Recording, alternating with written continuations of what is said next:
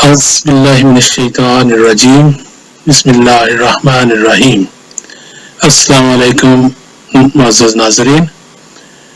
میں آپ کا میزبان رانا افتخار احمد ثاقب آپ کے لیے دینی پروگرام روشنی کے سلسلے کا 5واں پروگرام لے کر حاضر ہوں، اور آج کا عنوان ہے حسن کردار۔ جیسا کہ میں حسب منظور عرض کرنا چاہوں گا کہ ہر پروگرام میں یہ عرض کرتا ہوں کہ میں ایک قرآن پاک کا ادنا سا طالب علم ہوں، اور اپنے طور پر مختلف تراجم و تفاسیر سے قرآن پاک کو سمجھنے کی کوشش کرتا ہوں، اور جو بھی آپ کے سب کے بھی ناظرین کے گوش گزار کرتا ہوں، تو اس میں غلطی کا امکان بھی ہو سکتا ہے۔ اس لیے میں آپ سے بھی اور اللہ کریم سے بھی کہ اگر میرے سے کوئی صاحباً غلطی ہو جائے تو اس کے لیے میں معافی کا خاص درگار ہوں۔ اور دوسرا یہ ہے کہ میں نے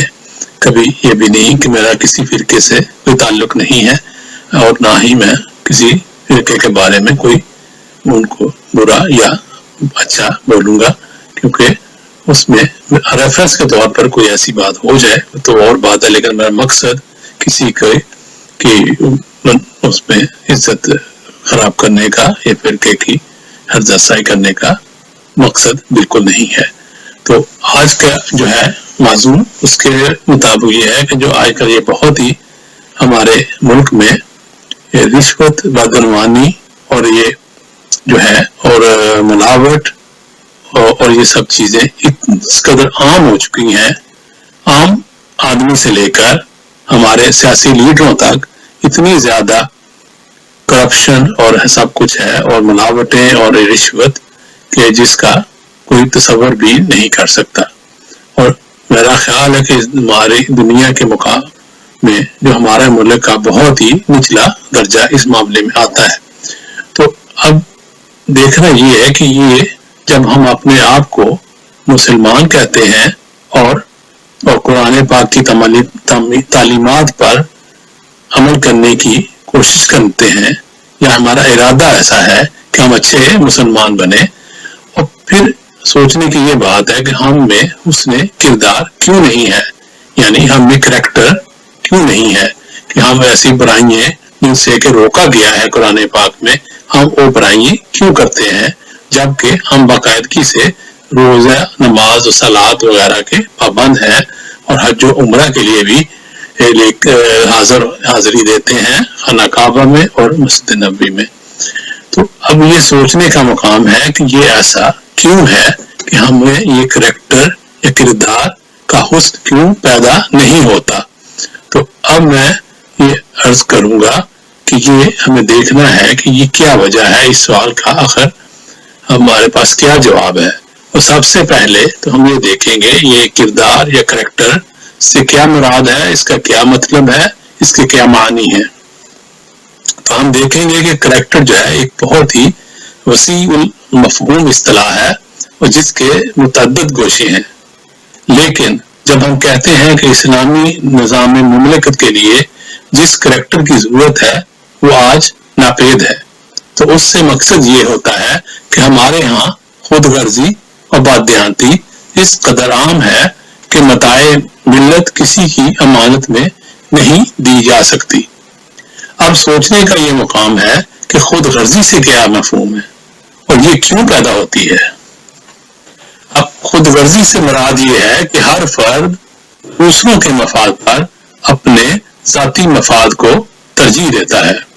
یا یوں کہیے کہ مفاد کلی کو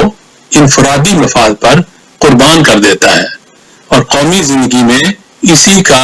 نام فقدان کریکٹر یعنی کریکٹر لیسنس ہے۔ اور اب یہ دیکھیے کہ عدم کریکٹر سے یا جو ہمارے میں کردار کی حسن سلوبی میں نہیں ہے،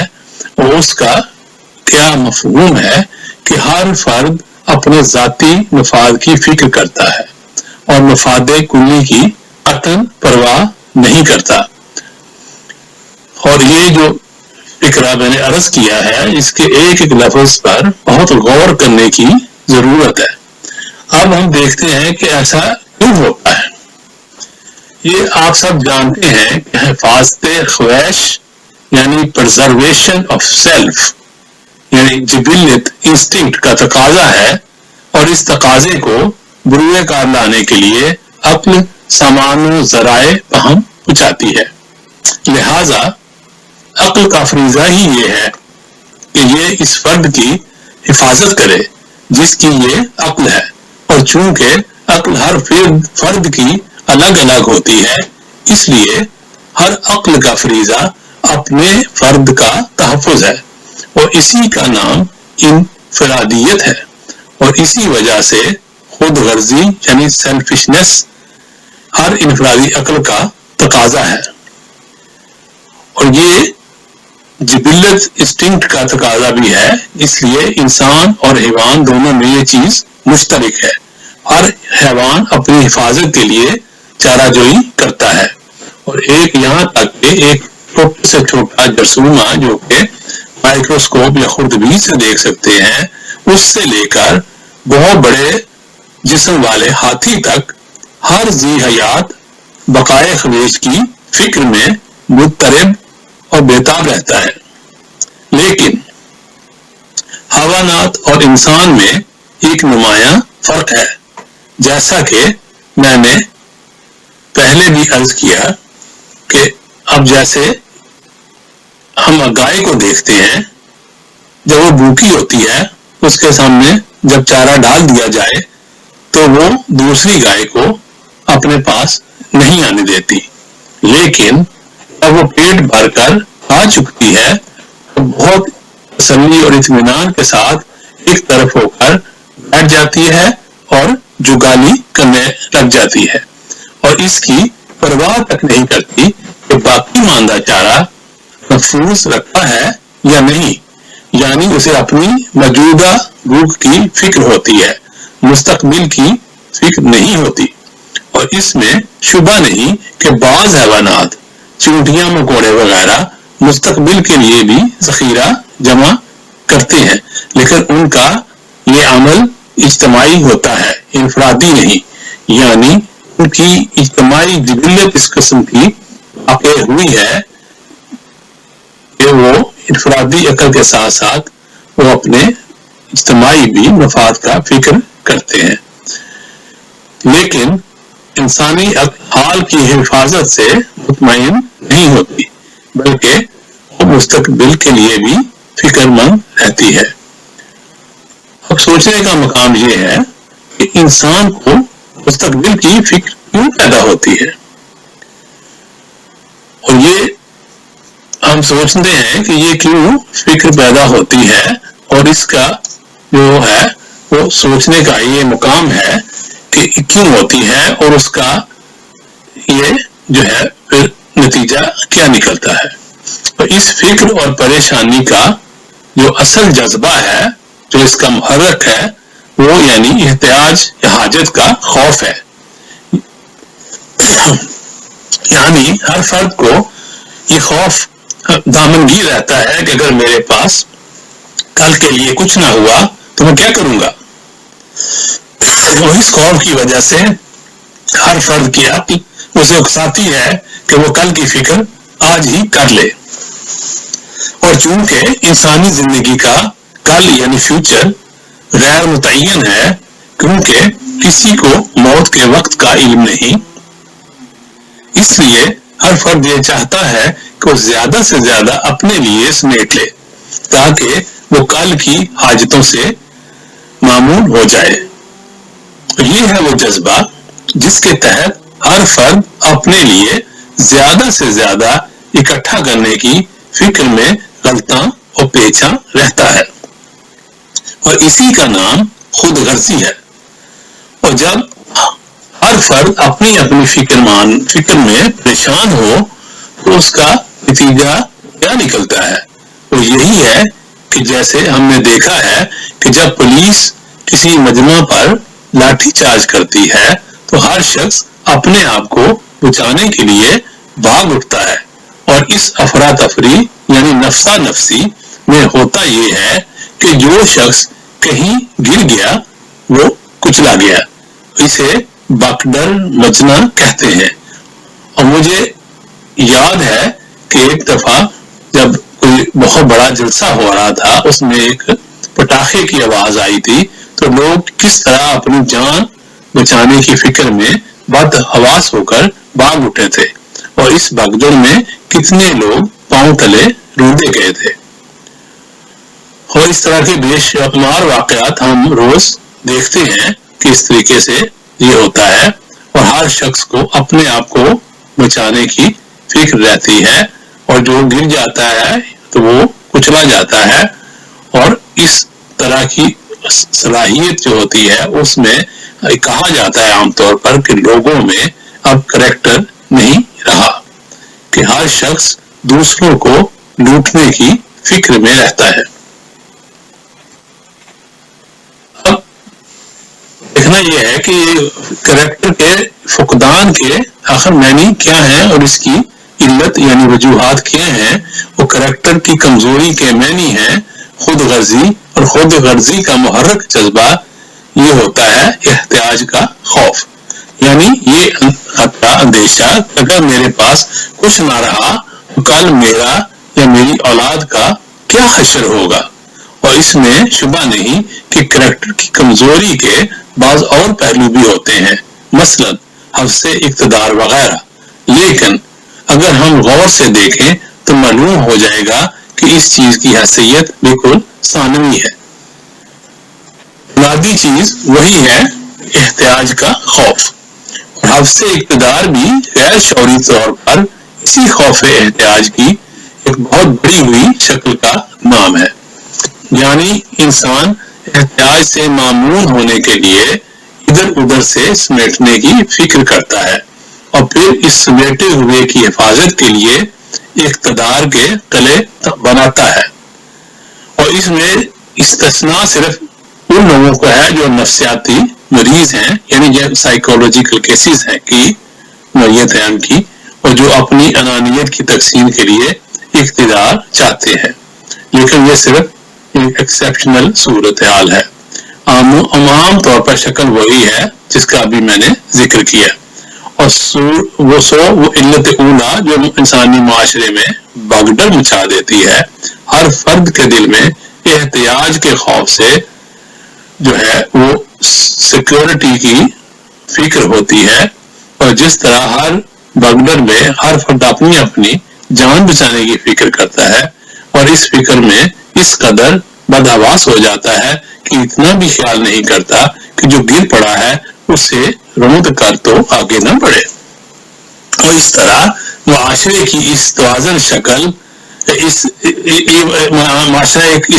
شکل بھگدڑ میں ہر فرد اپنے مفاد کے تحفظ میں مضطرب اور پریشان رہتا ہے، اور دوسروں کے مفاد کا قطعاً خیال نہیں کرتا، اور یہی کچھ افراد سے بڑھ کر اقوام میں ہو جاتا ہے۔ یعنی ہر فرد کی طرح ہر قوم اپنے مفاد کی فکر میں رہتی ہے، اور دوسری قوم کے مفاد کا کوئی خیال نہیں کرتی۔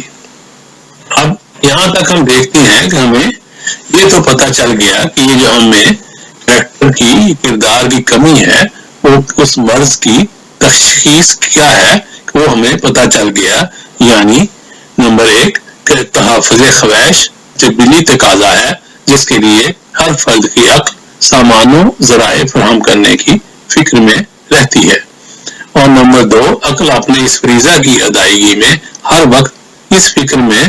غلطاں پیچا رہتی ہے کہ کسی نہ کسی طرح فرد متعلقہ کی حفاظت کا سامان وہاں پہنچائے۔ اور نمبر 3 انسان عام حیوانات کی طرح اپنی وقتی حفاظت پر ہی قانع نہیں ہوتا بلکہ مستقبل کی حفاظت بھی چاہتا ہے، اور نمبر 4 اس حفاظت کے لیے اسے ہر وقت فکر دامنگی رہتی ہے اگر میں کل کو محتاج ہو گیا تو میرا یا میری اولاد کا کیا بنے گا۔ اور نمبر 5 احتیاج کی یہ فکر اسے ہر طرف ہر وقت مضطرب اور پریشان رکھتی ہے، اور اس طرح ہر فرد اپنے اپنے مفاد کے پیچھے دوڑتا رہتا ہے،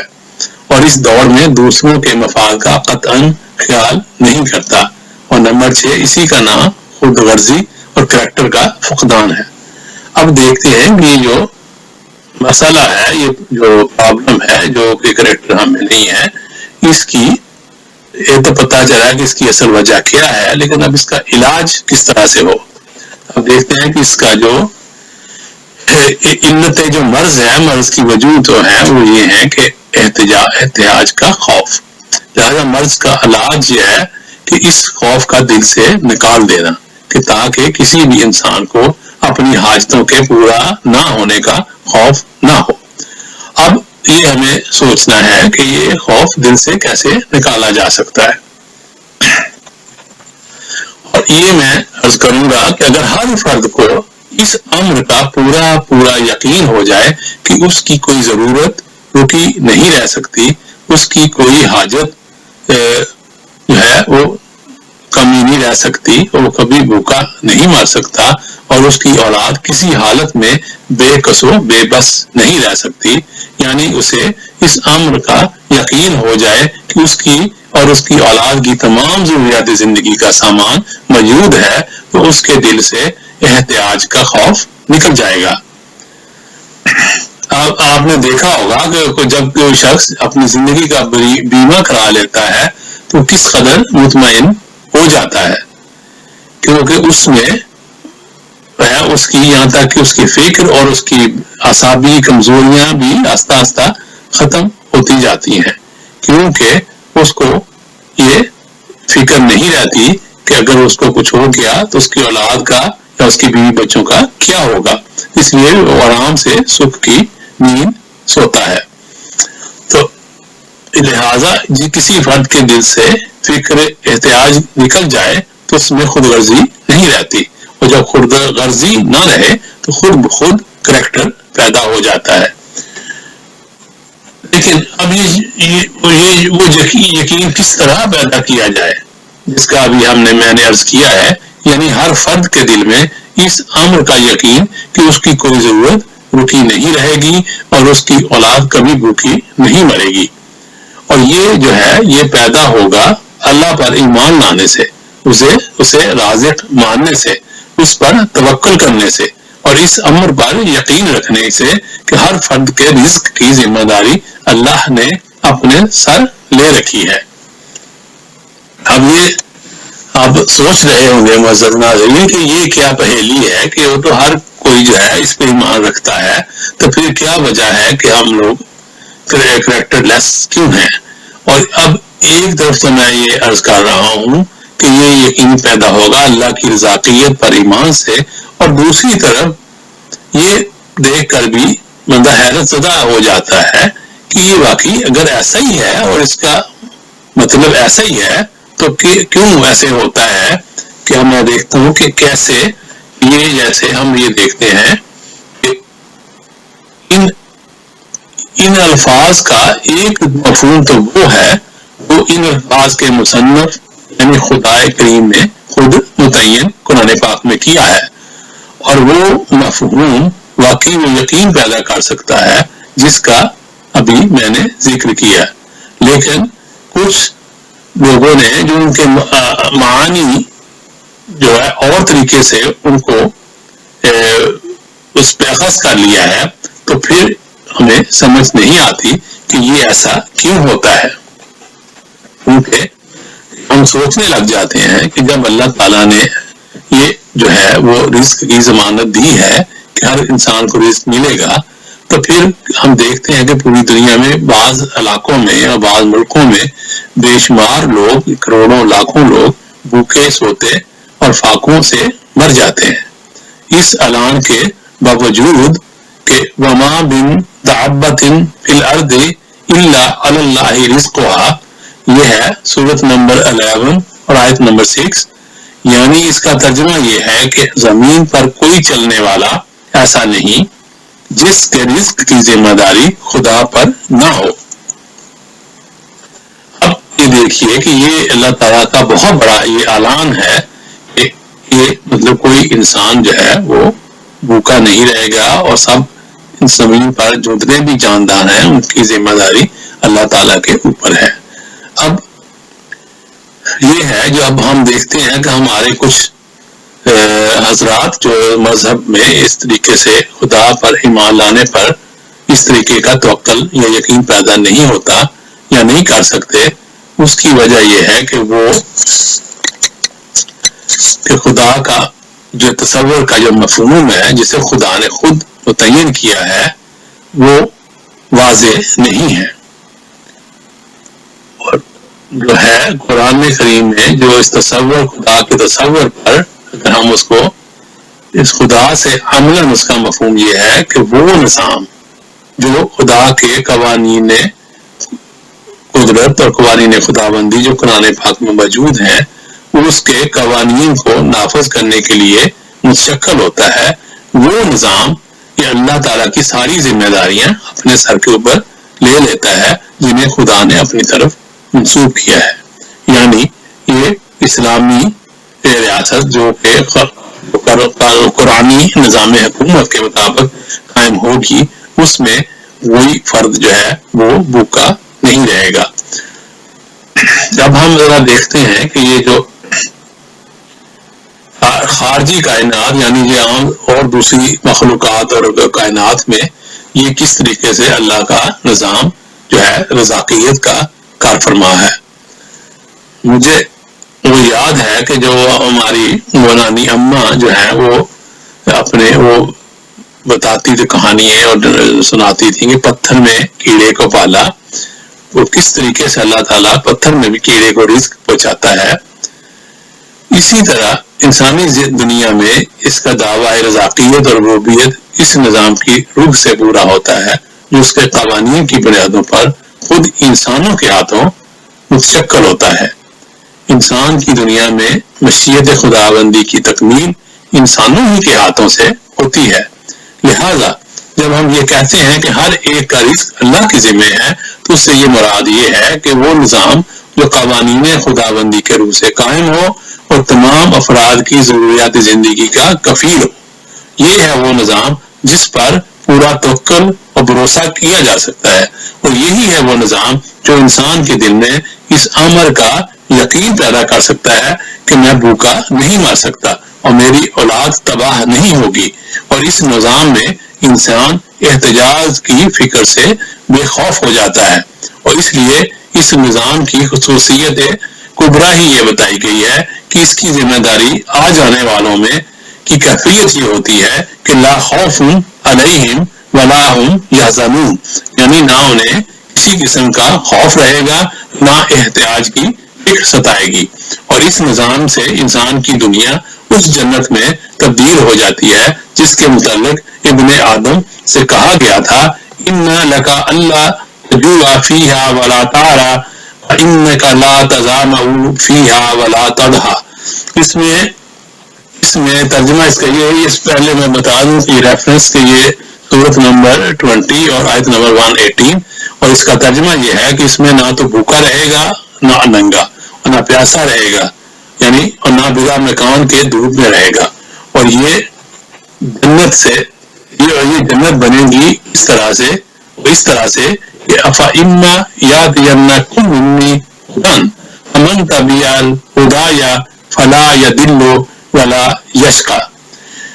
یہ ہے سورت نمبر 20 اور آیت نمبر 123، اور ہماری ترجمہ اس کا یہ ہے کہ ہماری طرف سے تمہیں رہنمائی کے قوانین ملتے رہیں گے، یعنی رسولوں کے ذریعے، اور جو ان قوانین کا اتباع کرے گا تو اس کی کوششیں بے نتیجہ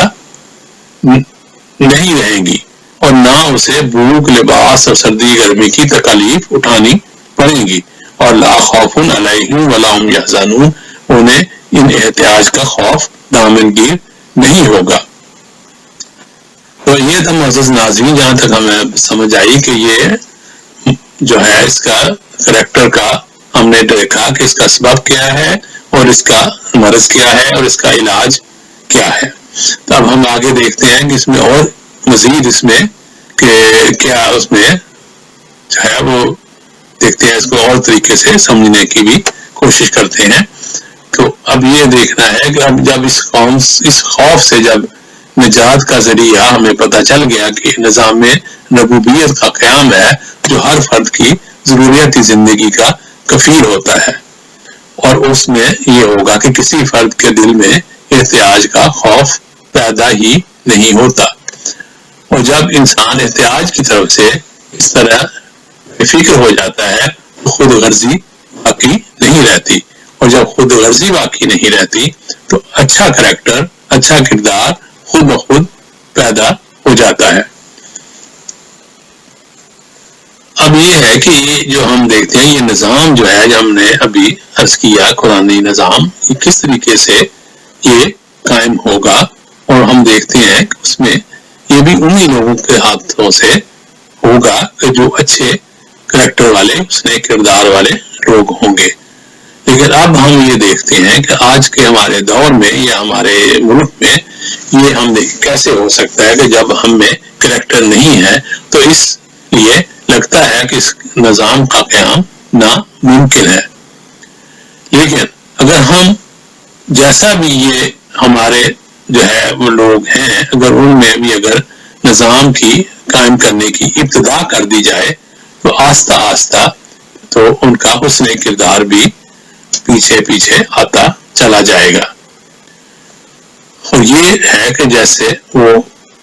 شاعر نے کہا ہے کہ ذرہ صحرا دستگاہو قطرہ دریا آشنا، تو اس طریقے سے پھر وہ قطرہ قطرہ مل کے ایک دریا بنتا جائے گا اور افراد کی سیرت میں پاکیزگی پیدا ہوتی جائے گی۔ اور اب یہ ہے کہ اس نظام کے قیام سے کیسے، اس کی پہلی منزل کیا ہے، اور اس نظام کی پہلی منزل یہ ہے شعور کی بیداری ہے۔ شعور کی یہ بیداری اور فکر و نظر کی یہ تبدیلی اس نظام کے تصور کے عام کرنے اور اس کے روشن نتائج کو نگاہ بصیرت کے سامنے لانے سے ہوتی ہے، اور اس کا نام تعلیم کتاب و حکمت ہے۔ نبی اکرم صلی اللہ علیہ وآلہ وسلم نے اسی نقطہ سے آغاز کار کیا تھا۔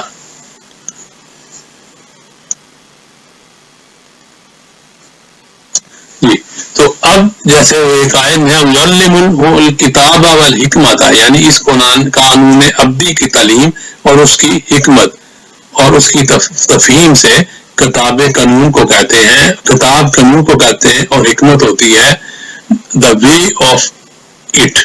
اس کی غایت، اور اس تصور کو عام کرنے سے ایسے سعادت مند افراد نتھر کر معاشرے سے الگ ہو جاتے ہیں جن کی نگاہوں میں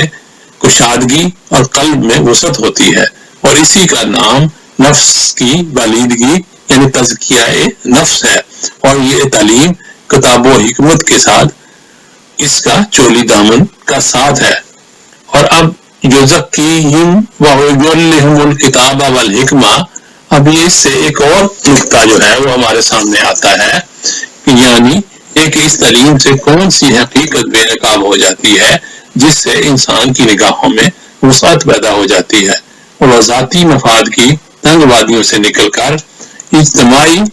مفاد کی اس جنت میں جا پہنچتا ہے۔ اس کے متعلق اللہ تعالیٰ نے فرمایا ہے کہ ارضھا سماوات والارض، یہ ہے سورۃ نمبر 3 اور آیات نمبر 132، اور اس کی وسعت تمام ارض و سما کو محیط ہے، اور یہ بات بہت ہی غور سے سمجھنے کی ہے۔ اب ہم دیکھ چکے ہیں کہ ہر فرد کی عقل کا تقاضا یہ ہے کہ اس فرد کی ذات کا تحفظ کرے،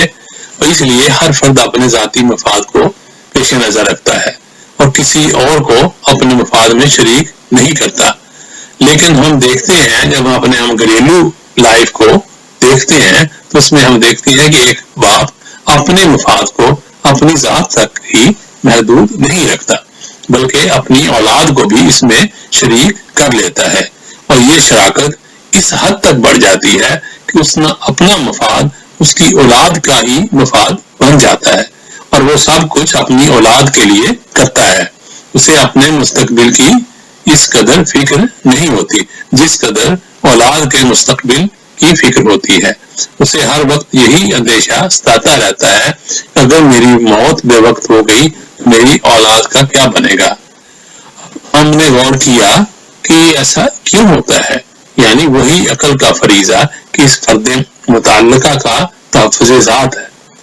اور اس ماورائے ذات افراد کی حفاظت کے لیے اس درجہ پریشان کیوں ہو گئی؟ اس لیے کہ یہ شخص یعنی باپ اس ان ماورائے خویش افراد یعنی اولاد کو خود اپنی ذات ہی کا جزو سمجھتا ہے اور ان میں اور اپنے آپ میں کچھ فرق نہیں کرتا، اور یہی جذبہ ہے جس کے تحت گھر کا تصور پیدا ہوتا ہے۔ آئلی زندگی کی اساس و بنیاد ہی یہی ہے، اور اس زندگی سے ابتدا ہوتی ہے ایک عہدی رشتے کی، یعنی ایک مرد ایک عورت اپنے گھر کی نئی دنیا بسانے کا عہد کرتے ہیں، اور اس عہد سے ایک نیا رشتہ استوار ہوتا ہے، اور اس کے بعد اولاد پیدا ہوتی ہے۔ یہ دونوں اپنی اولاد کو خود اپنی ذات کا جزو سمجھتے ہیں، اور اس طرح گھر ایک ایسی وحدت یعنی یونٹی بن جاتا ہے جس میں انفرادی مفاد اجتماعی مفاد میں گم ہو جاتا ہے، اور اس سے جو فرد متعلقہ یعنی باپ کی نگاہوں میں اتنی کشادگی اور قلب میں اتنی وسعت پیدا ہو جاتی ہے کہ یہ ایک حد تک بیرون خفیش مواد کو بھی اپنی ذات کا مفاد سمجھنے لگ جاتا ہے، اور اس وسعت اور کشائش سے انفرادیت کی بہت سی گرہیں کھل جاتی ہیں۔ اب ہم ایسے افراد کی سیریت کا مطالعہ کرتے ہیں جو زندگی تجرد کی زندگی بسر کرتے ہیں، اور یوگ اور سنیاس کے تجرد کی زندگی نہیں بلکہ اس تجرد کی زندگی جس کے متعلق اکبر حلاباتی نے کہا تھا، ہوئے اس قدر مہذب کبھی گھر کا منہ نہ دیکھا، ہوئے اس قدر مہذب کبھی گھر کا منہ نہ دیکھا کہ کٹی عمر ہوٹلوں میں مرے ہسپتال جا کر، کٹی عمر ہوٹلوں میں مرے ہسپتال جا کر۔ تو یہ ہے کہ یہ تو اس بارے میں کہ جو لوگ ضرورت کی زندگی گزارتے ہیں، اور اس کے یہ ہوتا ہے کہ ان کی انفرادیت کی زندگی میں ان کی سیرت کے بہت سے گوشے بہرے بیکراں ہونے کی بجائے گٹ گٹ کر جوئے کم آب بن جاتے ہیں، اور ایسے لوگ کچھ مشینی قسم کے انسان بن جاتے ہیں۔ لیکن باپ اور اولاد کا یہ تعلق علم کے ذریعے قائم ہوتا ہے۔ جب باپ کو معلوم نہ ہو کہ فلاں لڑکا اس کا بیٹا ہے اور وہ اسے کبھی اپنی ذات کا جزو نہیں سمجھتا، تو اس طریقے سے یہ ہمیں دیکھنا ہے کہ جب ہم قرآن ہے وہ اس احساس کی بیداری یا تعلیم کی ابتدا آئلی زندگی کی اہمیت کو سامنے لانے سے کرتا ہے۔ اور جب ہم قرآن کے مختلف اوراق پر غور کرتے ہیں اور دیکھتے ہیں کہ آئلی یعنی زندگی یعنی فیملی لائف کی ضرورت اور اہمیت کو کس طرح مختلف اسالیب اور متنوع انداز سے اجاگر کیا گیا ہے، اس سے مقصود اس حقیقت کو ابھار کر سامنے لانا ہے کہ ایک فرد کے مفاد اس کی اپنی ذات تک ہی محدود نہیں ہوتے، اس میں اور بھی شریک ہوتے ہیں، اور اس احساس سے انسان کی تربیت ذات کی ابتدا ہوتی ہے۔ اور آئلی زندگی کے اس نقطۂ آغاز سے قرآن بتدریج آگے بڑھتا ہے، ان دیواروں کو ایک ایک کر کے توڑتا جاتا ہے جنہوں نے انسان کو محدود چار دیواری کے اندر محبوس کر رکھا ہے، اور جوں جوں یہ دیواریں ٹوٹتی ہیں اور اس کی افق نگاہ وسیع سے وسیع تر ہوتی جاتی ہے، اور حتیٰ کہ آخر الامر وہ اس مقام پر پہنچ جاتی ہے کہ خلقکم من نفس واحدہ، یعنی یہ ہے سورۃ نمبر 4 آیت نمبر 1 کہ تمام نوع انسانی کی تخلیقی اصل ایک ہے، یعنی جس رشتہ ایک اصل کی شاخیں ہونے کے ساتھ نے باپ اور بیٹے میں اس طرح کے مفاد پیدا کر دیا تھا، قرآن کا پاک اسی رشتہ کو تمام انسانوں میں مشترک قرار دیتا ہے، اور اس طرح جو ہے عقل خود بھی کو عقل جہاں بھی میں تبدیل کر دیتا ہے، اور نفس انسانی سے انفرادیت کی انہیں کھول کھول کر اسے انسانیت کی ساتیں عطا کر دیتا ہے۔ اس طریقہ کار کا نام ہے تعلیم ایک کتاب و حکمت، اور اس کا نتیجہ یہ ہوتا ہے کہ نفس انسانی کی نشو و یعنی تزکیہ نفس، اور اس طریقے تعلیم اور تصور ربوبیت کو عام کرنے سے معاشرے میں ایسے افراد بکھر کر الگ ہو جاتے ہیں جن پر اس نظام کی اہمیت واشگاف ہو جاتی ہے، اور پھر انہی افراد کے ہاتھوں سے اس نظام کی ابتدا ہوتی ہے جس میں ہر فرد فکر احتیاج سے بے خوف ہو جاتا ہے، اور جب یہ نظام قائم ہو جاتا ہے تو پورے معاشرے میں اس کریکٹر کی لہر دوڑ جاتی ہے جس کے فقدان کا ہم آج رونا رو رہے ہیں. اور جب تک یہ نظام قائم رہتا ہے اور انسان کا اس میں کردار بھی باقی رہتا ہے، اور جب یہ نظام بگڑ جاتا ہے تو پھر وہی انفرادیت کی بھاگ دوڑ شروع ہو جاتی ہے.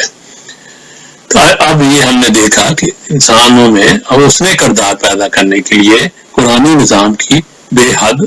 ضرورت ہے کہ تاکہ افراد فکر احتیاج سے بے نیاز ہو جائیں، یعنی لا خوف علیہم ولا ہم یحزنون کی فضا عام ہو جائے. اور ہم نے یہ نظام دیکھا نہیں، لیکن تاریخ بتاتی ہے کہ یہ نظام خود رسالت مآب صلی اللہ علیہ وآلہ وسلم کے ہاتھوں متشکل ہوا اور حضرت عمر کے زمانے میں پروان چڑھا، اور یہ نظام باقی نہ رہا لیکن لوح زمانہ پر اس کی یادگار اب تک منقوش ہے. اب ہمارا ہے وہ مقصد یہی ہے کہ ہمیں تھوڑا سا ایک مثال کے طور پہ عرض کروں گا. جیسے ہم یورپ میں رہتے ہیں اور ادھر انہوں نے حالانکہ وہ قرآن نظام کو نہیں پتا انہوں کیسے قائم کرتے ہیں نا کہ قرآن کا ان کو ایمان ہے قرآن پر، لیکن انہوں نے جس طریقے سے یہ جو ہے فلاحی ریاستیں قائم کی ہیں اس میں ہم دیکھتے ہیں کہ ہر انسان کو یہ فکر نہیں رہتا کہ اس نے کوئی جو ہے وہ اگر اس کا کوئی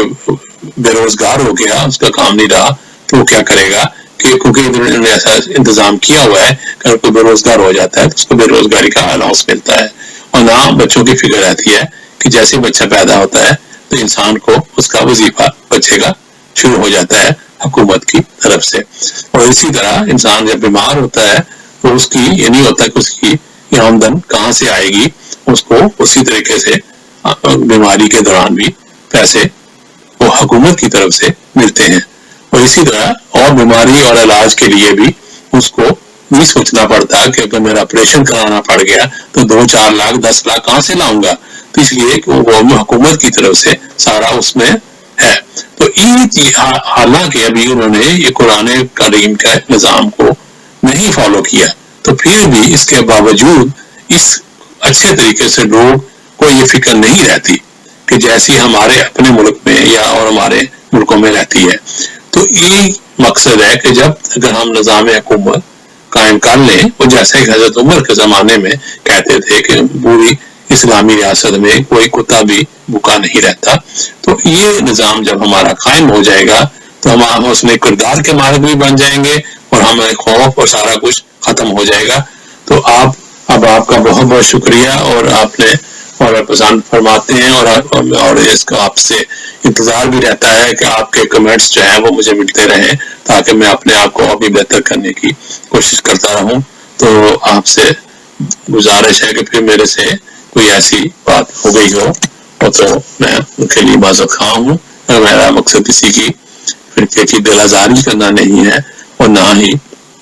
لیکن صاحباً کوئی غلطی بھی ہو گئی ہو تو اس کے لیے میں آپ سے بھی اور اللہ تعالیٰ سے بھی معافی کا خواستگار ہوں. اس لیے آپ سب کا بہت بہت شکریہ اور اجازت چاہوں گا، اور انشاءاللہ پھر آگے اور پروگرام لے کر آپ کا آؤں گا. تو انشاءاللہ اوکے، خدا حافظ. اپنے دوست احباب کا خیال رکھیے گا، اپنے اہل خانہ کا خیال رکھیے گا، اور جس طریقے سے یہ بیماری جو ہے پھیلی گئی اس میں احتیاط کیجیے اور ایک دوسرے کا خیال کیجیے. بہت بہت شکریہ. خدا حافظ.